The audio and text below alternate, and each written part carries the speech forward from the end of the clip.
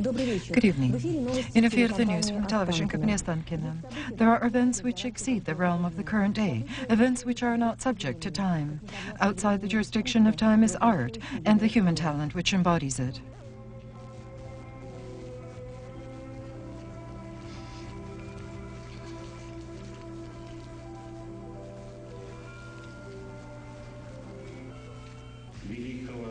The great Russian actor, who was known not only in Russia, but was loved by millions of people beyond the realm of our long-suffering homeland. I will not be capable of conveying in words that contribution and those works which Evgeny Pavlovich accomplished in the name of the dawn of Russian theater and Russian cinematography. He was adored by academicians, actors, artists, workers, and intelligentsia. I think that each one of us has his own Zhenya Leonov. Winnie the Pooh has loved this life, who was so beloved by children. The dedicated fan, who was so loved by athletes. Departed from this life is the actor who, by his modesty and great talent, so edifyingly didactic, but so fundamentally gave us an example to his colleagues of how one must live in our turbulent times. Evgeny Leonov had a special gift from God, not fully comprehended. He embodied that aspect of Russia which everyone loves. Dear Evgeny Pavlovich, we celebrate your last performance in our prayers. The performance and decoration which stand before us now on this stage, this is your last performance today. I think it is appropriate that you should hear for the last time on this stage how this auditorium applauds you.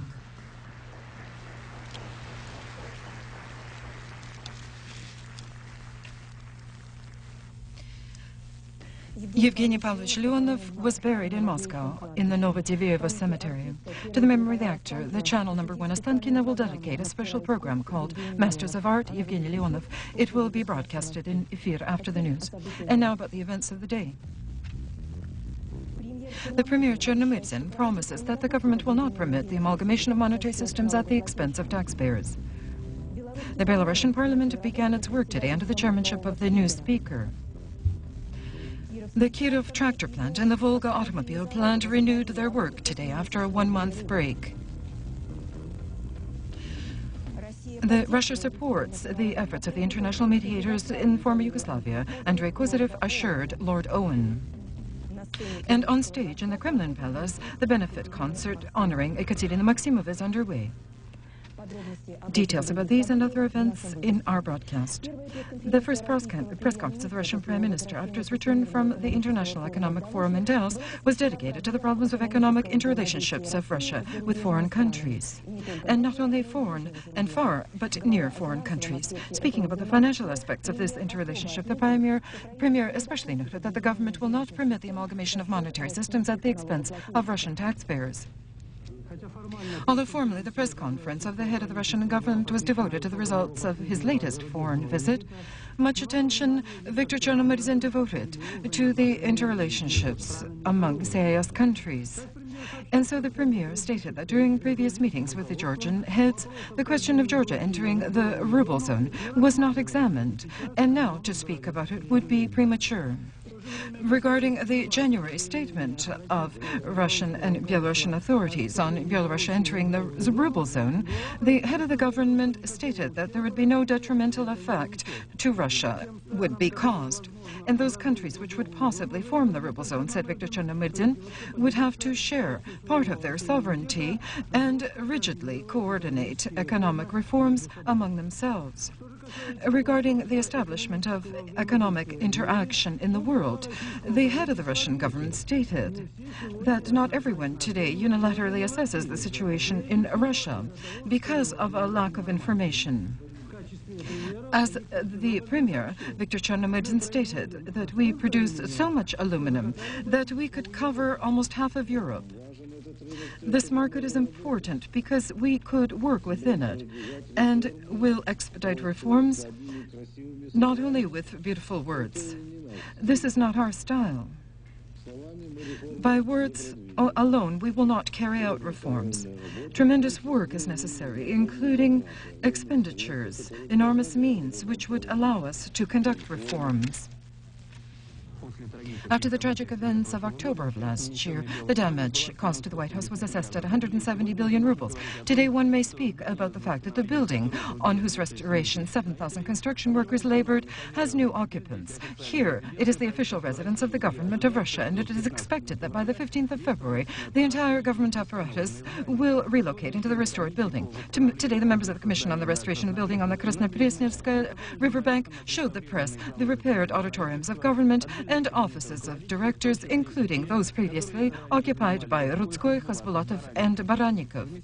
The deputy chairman of the commission, Pyotr Surev, quoted the exact figures for the expenditures for the repair of the White House. As of the 1st of January this year, they comprised 56 billion rubles and $50 million. And apart from this, $18 million was spent for the purchase of organizational technology, equipment, and furniture. To avoid rumors and speculation, members of the commission stated that involved in the restorational work there were 8 foreign firms, including Turkish ones.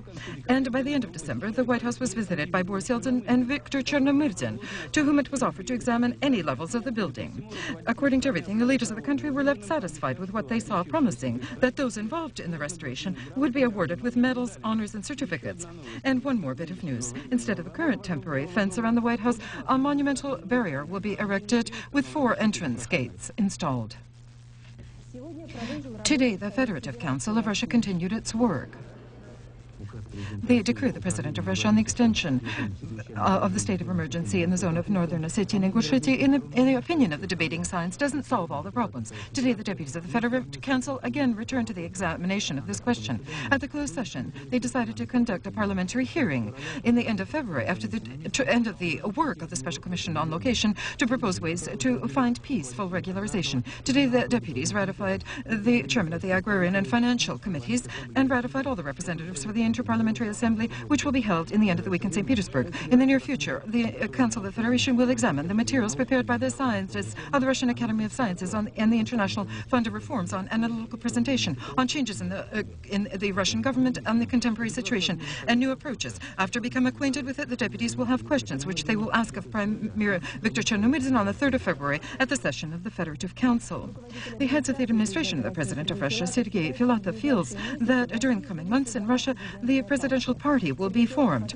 Sergei Filatov noted that the organizational and theoretical work on the forming of such a party has already begun.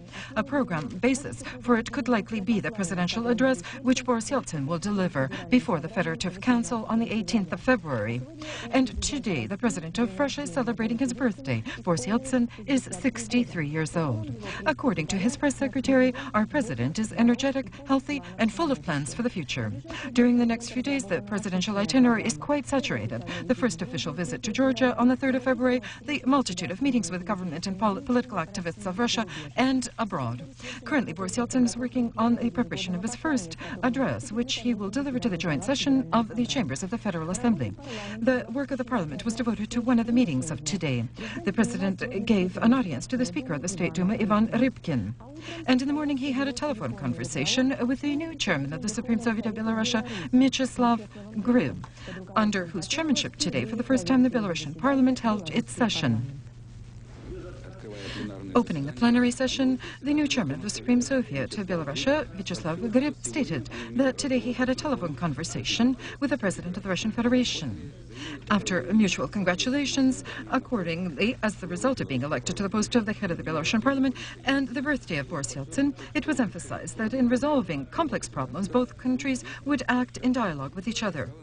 As it became known to us, the issue was also about the unification of monetary systems of Belarus and Russia. The President of the Russian Federation confirmed in this account an opinion previously expressed by him.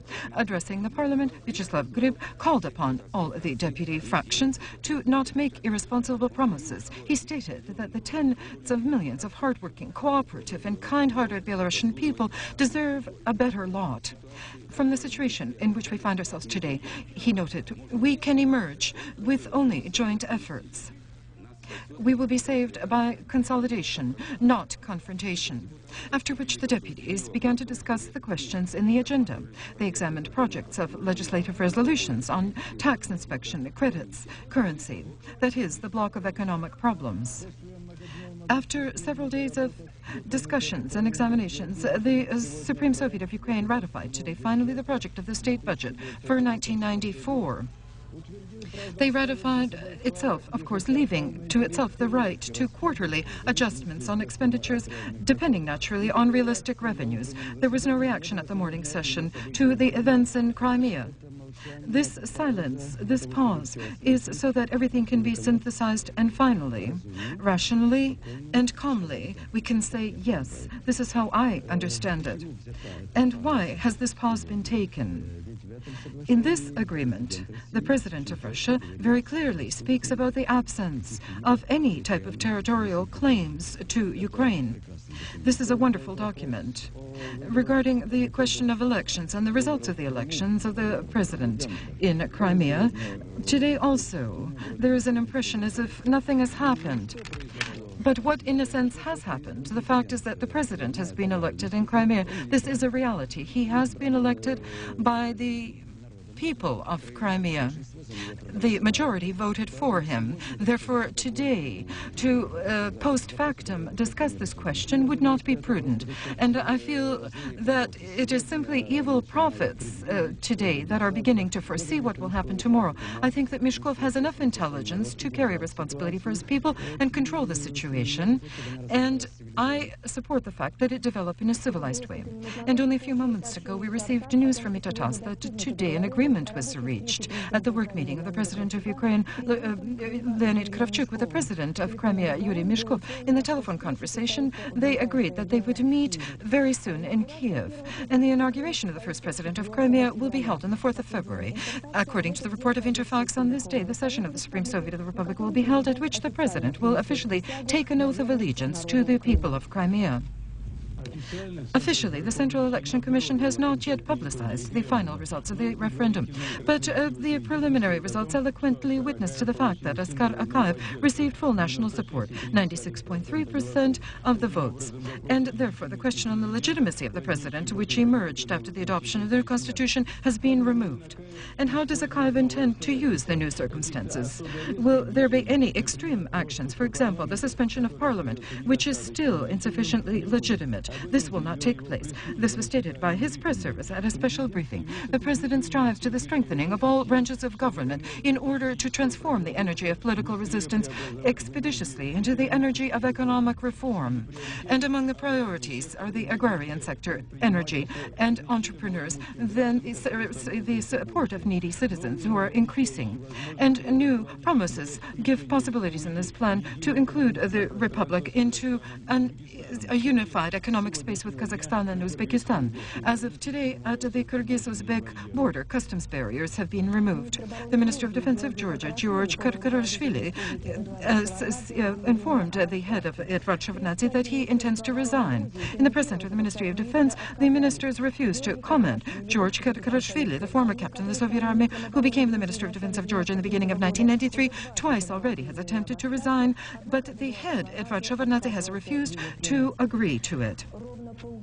Exactly half a year ago, under yet unclear circumstances, the head of the temporary administration on the territory of Northern Ossetia and Ingushetia, Viktor Polinichka, died. This case will be solved, and those who committed the crime will be punished. Work is being conducted consecutively, objectively, in full scope, fully, and it will be concluded with a positive result. The tombstone on the place of the death of Viktor Polinichka, Anatoly Koretsky, and Viktor Kravchuk were erected by the participation of businessmen of Northern Ossetia and was blessed by the proto-priest Leonid. The fire of the Ossetian-Ingush War, which has entered its second year, was partially extinguished by Russian troops. However, sparks of internecine combat continue to fume. Neither the state of emergency nor actions of the temporary administration have not yet resolved the problems which caused this war. Of the 6 heads of the temporary administration, 2 successive, one can say, closest came Viktor Polinichka, who relied heavily on national diplomacy, traditions, and the customs of the mountain people in making peace. He felt that people themselves must make peace, neighbor with neighbor. As a result, in many populated points, coordinating commissions were created. But unfortunately, his ideas and the recent presidential decree, the inspirer of which was also Polinichka himself, have not yet been enacted since his murder. It is understandable that the return of refugees to the locations of their recent residence is the basic problem for Ingushetia and is a complicated issue. But here, one could employ the political wisdom of the 2 neighboring republics. But for now, it seems that they are in their former positions. And in such a situation, to convince the Caucasus not to war any longer will be more and more difficult, not only for federal authorities, but for the President Yeltsin himself as well.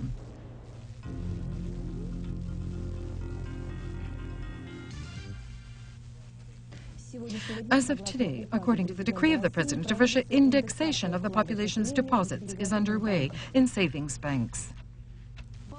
The Pavlovsk reform has been annihilated, and our deposits as well. And now, to save money is not expedient. Inflation eats up all our savings quicker than they manage to justify themselves. But what has happened in deposits and savings banks? To deposit money was easy, but to withdraw was difficult. What is 10,000 in 1982 and 10,000 in 1994? No one needs to explain today. From this, the problem of indexation emerged, since the government must somehow compensate the detained money. And so the decree of the President appeared to issue temporary compensation to Russian depositors up to 3 times the amount of their deposit account balance as of the 1st of January 1982. Indexation as of today, has it been instituted? Yes, that woman you see there is receiving it now. The directors of the savings banks of Russia refused to comment on this decree, although after careful reading of the document, there are questions which arise. And so as of the 1st of February, compensation will be only for pensioners and invalids, and savings of all other residents will be increased by 3 times only as of the 1st of July. During this half year, prices will rise even more, and unfortunately for the deposit of the savings banks, no compensations will help. After 1.5 months of a break, today again the assembly line of the Auctioneer Society Kirov plant began to operate. The reason was simple: the overloading of warehouses where hundreds of the powerful K701s accumulated, which village laborers could not acquire because of lack of funds. And today again the main assembly line of the Volga automobile plant in Taliati began to function.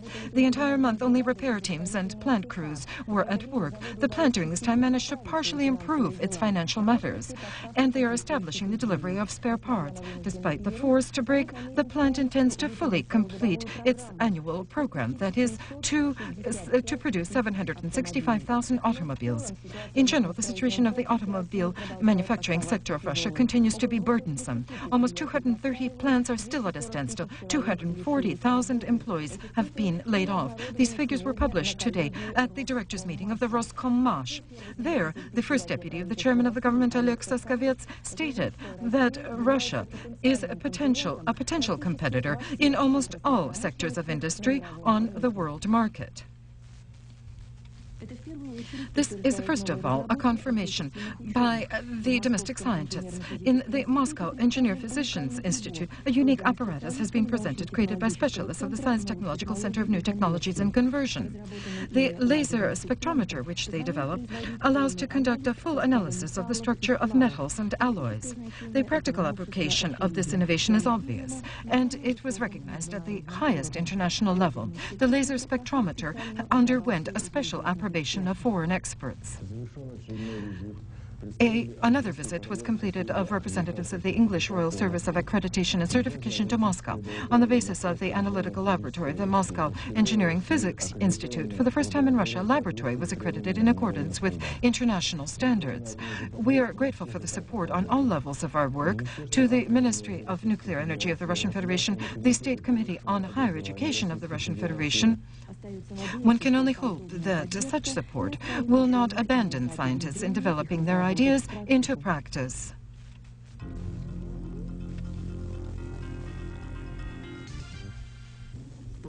Upon the completion of today's meeting in Moscow of the Minister of Foreign Affairs of Russia, Andrei Kozyrev, with the co-chairman of the International Conference on Former Yugoslavia, Lord Owen and Thorvald Stoltenberg, the participants of it met with the press.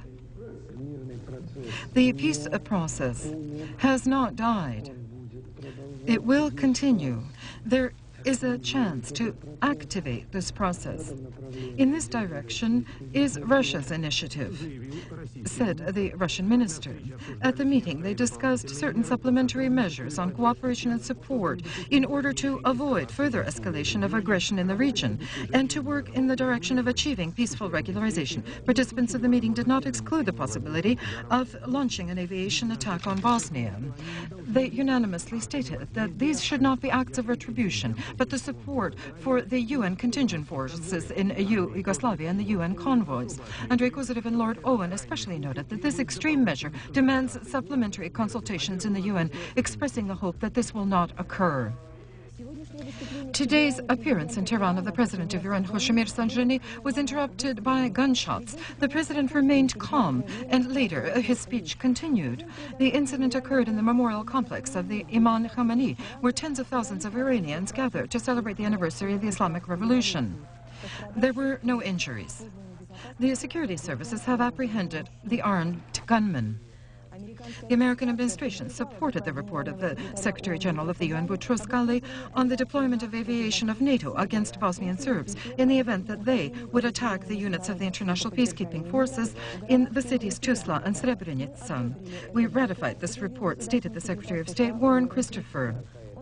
It opens possibilities for the deployment of aviation force. Estonia is preparing to sign the agreement to enter the NATO program Partnership for Peace. The Minister of Foreign Affairs of the Republic, Yuri Luik, is leaving for Brussels on Wednesday, where on the next day he will sign the document in the name of Estonia. Today, the Ministerly Council of Poland adopted the decision of the country to join the Partnership for Peace program. The participation of Poland in the program Partnership for Peace was assessed here as a tiny step in the right direction. But even this humble movement in the country was extremely difficult.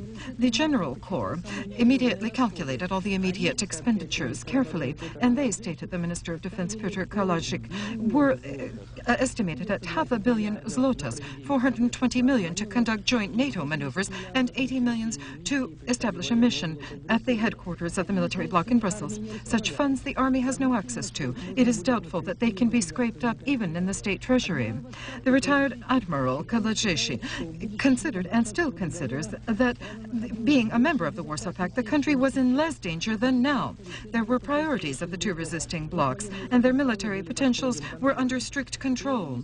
But by the irony of fate, he himself signed on Poland's behalf the annihilation of the Warsaw Pact in 1991 in Budapest. Since then, the geopolitical situation for Poland has significantly changed. It finds itself surrounded by uncalm, unpredictable neighbors, the majority of whom have excessive military arsenal. Now Poland is strengthening its eastern and southern borders. For this, a new Krakow district is being created to where Western forces are being transferred. Indispensable is the immediate renovation of technology, which is not in good working order. But even for this in the budget, there is not sufficient military funds allocated. Participation in the program, Partnership for Peace, for now only complicated the situation of Polish armed forces. The Defense Council extended the UN mandate on observing in Georgia until the 7th of March. The Council emphasized that to avoid another conflict, immediately they must achieve significant progress in the question of the political status of Abkhazia with the full respect of the sovereignty and territorial wholeness of the Georgian Republic. But the Russian Minister of Foreign Affairs is not fully satisfied with this resolution, stated the director of the Department of Ministry and Press of Information of Russia, Georgy Karasin. In the opinion of the Russian side, according to the resolution, the simple extension of the mandate of the UN mission can unlikely be seen as an adequate response to the many appeals of the Georgian and Abkhazian sides to send peacekeeping contingents to the zone conflict. Today in Geneva, at the meeting of the UN Commission on Human Rights, the leader of the Palestinian Liberation Organization spoke, Yasser Arafat. He stated that he hopes next week in Cairo to sign an agreement with Israel, providing for the withdrawal of Israeli forces from the Gaza sector and the region of the city Jericho. The Russian cosmonaut Sergei Krikalev and 5 American astronauts arrived in Cape Kennedy today, from where, on the morning of Thursday of this week, they will be launched on board the Discovery border shuttle, the American shuttle Discovery. This will be the first joint flight after the program Soyuz Apollo 1979 and the first historical flight of a Russian cosmonaut on board an American spaceship. Annually, beginning in 1983, the last week of November was marked by the threat which hangs over the world. From the airports in America, bombers took off, crossed the American-Canadian border, reaching certain areas of the northern territories of Canada, where, according to American-Canadian agreements, testing occurred of American winged missiles. The political climate in Canada grew hotter, and the society in Canada loudly protested against these tests. And in the beginning of the year, visibly, Soviet-Canadian relations cooled. Everything was clear because missile testing in the north was directed against Russia. 1994 has been a pleasant exception. The government of Liberals in Canada has banned testing, and the first launching of which were scheduled for Tuesday of last week by a full discussion in the House of Commons of Canada. The first hearing of this question began on Wednesday. The opinion of local observers is unilateral. Canada will refuse this testing. It is possible that history will again witness the positive contribution of Canada into diffusing the tensions in the international scene, and such was the situation in the 70s when the Liberals headed by Trudeau made it so that Canada did not become a nuclear nation, although the previous government of the Conservatives had prepared everything for this conclusion. In the beginning of the year, Finland became first in Europe in unemployment. The preservation of jobs is a classic situation into which the economy of any country falls during a transformation period. The billiard hall in Helsinki, and so the young men pass their time. Among these youth, there are 1/3 who are unemployed. In the group which you see, there are probably more than half. Previously, enormous orders which came from the USSR, in other words, the Central Committee of the Communist Party. Now the golden days are behind us. Now Finland, with its goods, knocks at the door of the European market. But the major thrust of the Finnish economy is the production of pulp and paper and wood processing. For the country, this is half of the inflow of foreign currency. In each of these multi-ton coils is 60 kilometers of paper by a width of 8.5 meters. This is the basic Finnish good in Europe. In any case, France officially is complaining about the cheap paper from Finland, but Finns are saying that their price is profitable because the technology which they use is at such a high level that everything is produced without manual labor. After a deep depression, we are beginning to move uphill, said the director of the Federation on Timber Processing in Finland. But the paradox is that this does not in any way affect unemployment, because timber processing and paper production are not the sectors of work which create jobs. But however, we hope that again we will become the locomotive of the entire economy and influence the increase in jobs, at least indirectly. In any case, Finland continues to produce new paper for export, not only to France, but to the free press of Russia. South Africa is a country which, in the majority of its population, is Christian. 4/5 of its population, both black and white, call themselves believing Christians. And yet, the World Council of Churches, uniting 322 churches in more than 100 countries, was, for the first time in its history this year, decided to conduct its progress in South Africa, in Johannesburg. Among the documents of the pressing problems of our times was adopted a special declaration on South Africa, in which full support is expressed for the dramatic changes in this country. Father Cyril, the meeting of the World Council of Churches is occurring in the south of Africa. This is a symbol of acknowledgement of that great role which was played by the Church in South Africa in overcoming apartheid. And in this difficult transitional period, they play a significantly neutral, but also very active role in order to preserve peace in this country, in order to avoid new conflicts. And this significant role of the churches of South Africa in social affairs of the country is a good example for many other churches and for the churches of our country, which could play perhaps an even greater role so that peace and justice could prevail in our homeland. The initiators of this resolution were the representatives of the Russian Orthodox Church.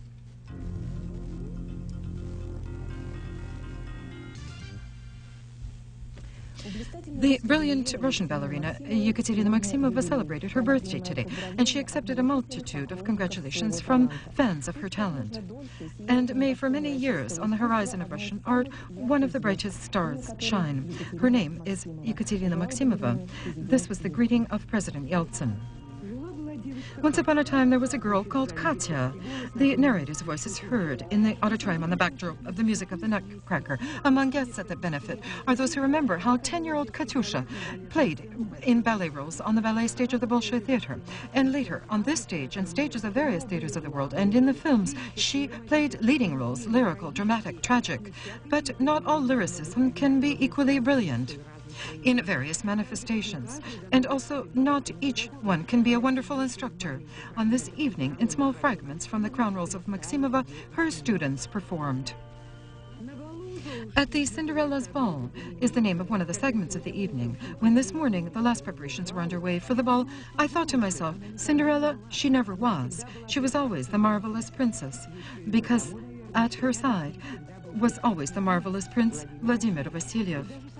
And even time itself, which turned the princess again into Cinderella, had no power over this truly story-like pair. During these moments, Ekaterina Maximova is dancing to the music of Mahler, which was a gift to her from an American choreographer, Arpiro, who specially presented it for the benefit. And together with the viewers of the Kremlin Palace, you are witnesses of the birth of a new performance masterpiece. The applause at the end of the evening will not be heard soon, somewhere at 12 midnight, when she, with Vasilyev, will dance fragments from the ballet biography. The biography, which included everything, happiness, suffering, joy, and tears, and the ability to give back, which one doesn't encounter often, even among great masters. Thank you to you, Katerina Sergeyeva.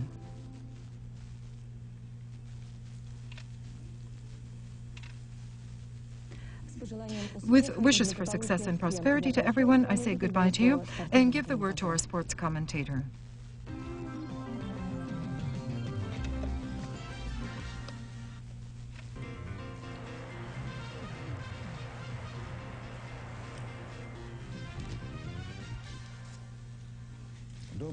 Good evening, friends. In the championship of the NHL, there was one match played. Saratov Kristall on its field lost to Chelyabinsk Tractor 4-5. We are preparing for the Olympic Games in the Norwegian Lillehammer, which will start in less than 2 weeks.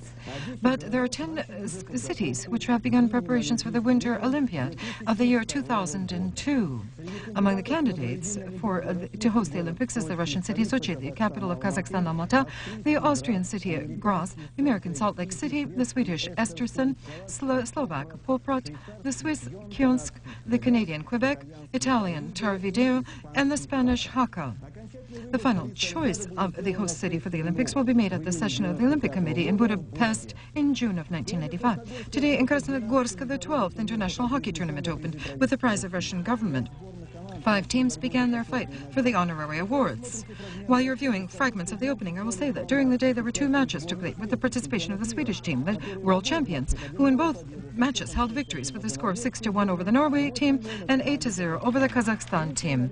And evening, the Finnish and Russian teams played. The Finns were stronger today, winning 2-1. Tomorrow, our team must meet the Swedish team. For the first time in history of automobile sport of Russia, all champions of last year have gathered together. The Russian Automobile Federation held today the presentation of awards to champions in all classes, rally, cross, and karting. So many famous names in the automobile world that it is almost difficult to name them all. But afterwards there were friendly meetings. As is known in Moscow, the international soccer tournament for the Commonwealth Cup is underway. Tomorrow the semifinals will take place, but today there was one of the vets of Moscow which met with the team, which included trainers, judges, and representatives from the CIS countries. The Moscow team won 8-2, but the main thing is not this. The main thing is the friends met again. Fans could see such famous former soccer players as Neto, Babukin, Blagofet, Vadilin, Komarenko, Petrosyan, and Dragimov, and others.